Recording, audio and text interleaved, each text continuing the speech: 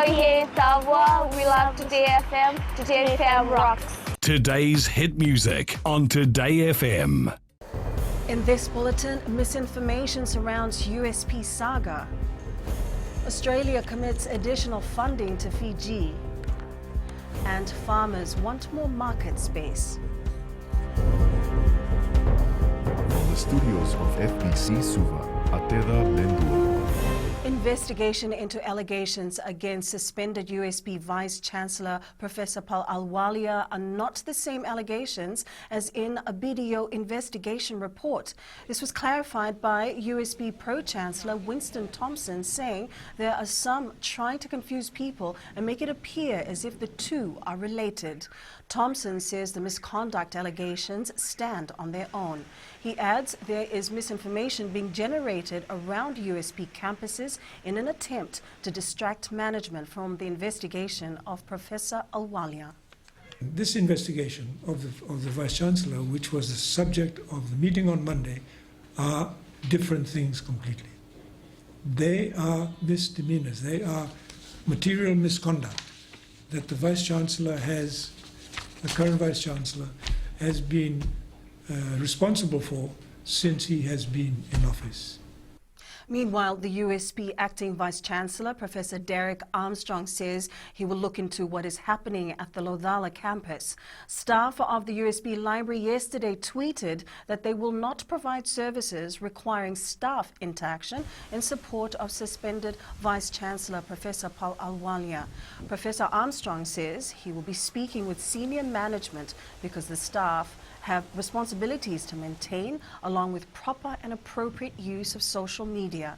When questioned if this was an indirect strike and if USB would take action against those involved, the acting Vice-Chancellor said he was not in a position to comment any further. The Fijian government has received $10.7 million from Australia to help the Ministry of Women and Children continue social welfare programs in the next financial year. This is a top-up to funding assistance which Australia has already committed to Fiji. Economy Minister Ayaz Said Qayyum says the assistance from the Australian government is an indication of confidence between the two countries. And it also, approximately $1.4 million will go towards the reforms within the Ministry of Poverty Alleviation, essentially a IT upgrade, including some reforms that will ensure better service delivery from the ministry itself. And we'd like to thank the Australian government for this. Farmers have raised concerns with the Agriculture Marketing Authority of Fiji regarding market space. AMA Chief Executive Alvin Sharma says many farmers produced in large quantities but could not get access to a market. Sharma says this hinders a lot of business growth, which could help boost the agriculture sector. He says the AMA is now contracting interested farmers to avoid such challenges. By the time they produced, the market was not there for them and they had to give the things free or sell them very cheaply. So for us, our main issue is that for all contracted farmers, we must provide secure markets for them and take their produce. We don't want the produce going to waste.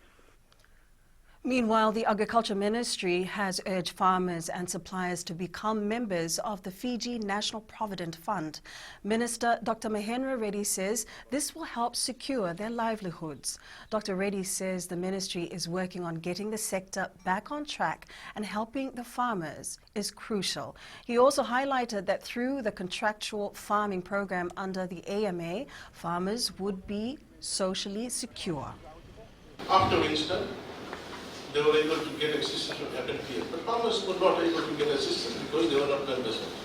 Now, after COVID-19, when government said that farmers will get assistance from FNPF, those who are affected will get assistance from FNPF, farmers were not able to get because they were not members. So we want every farmer to become member of FNPF. So we will try.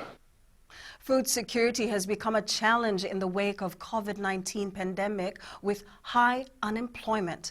Non-government organization International Needs Fiji says single mothers are among the worst affected, with their small and micro businesses unable to earn revenue. Solo Mums project coordinator Esita Karnavatu, while receiving 200 food relief packs from the French government, says they've had to change tactics from teaching economic empowerment courses to helping put food on their tables. So they were adversely affected, and with these packs, food security is the main issue right now. A lot of people are looking for food, especially with our moms. I mean, they're already from informal settlements, struggling to survive. So with this COVID-19, it's like just worsened the situation. Fiji cannot do much in terms of economic recovery until our trading partners record 0 COVID-19 cases and reopen their borders. Economist Dr. Rahit Kishore says economic recovery and tourism remain at 0, but once restrictions are eased, some sort of internal economic activity can be expected.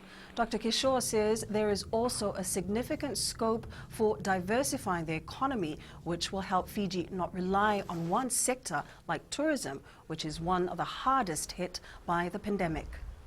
But in terms of overall economic growth of our country, I mean, we're still a long way to go, as we are largely dependent on tourism, as I said.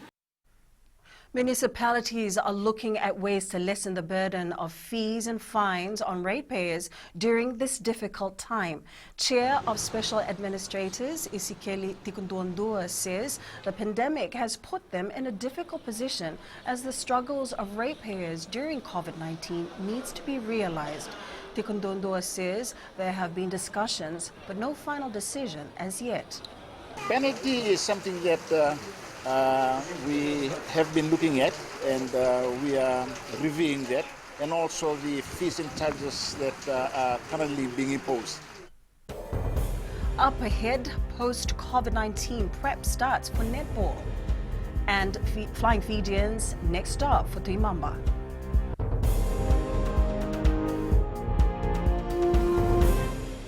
Bula FM Number 2 and seri. Bula FM number 2 and seri.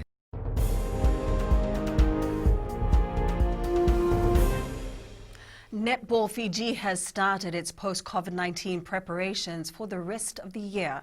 The federation remains optimistic it will have enough funding to host local and international competitions. President Rubian Sorovaki says discussions with district clubs are ongoing, with plans to resume competitions top on the agenda.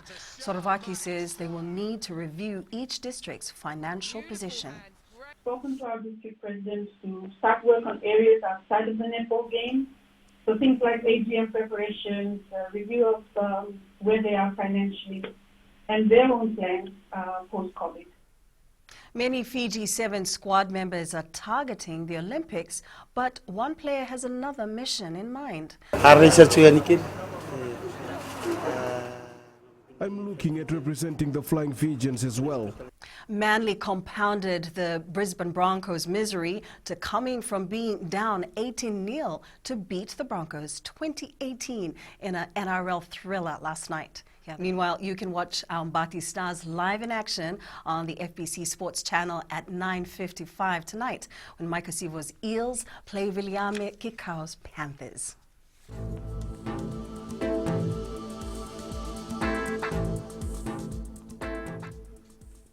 We can expect cloudy skies and brief showers over the eastern shores and interior of the larger islands. Elsewhere, mainly fine. And that's your FBC News. Now, join us again at 7 p.m. for our major bulletin. In times of crisis, you need news you can trust. Fight fake news by getting the facts from verified news sources like FBC TV's radio and digital media news, www.fbcnews.com.fj. Keeping Fijians connected with the truth. Have a safe weekend.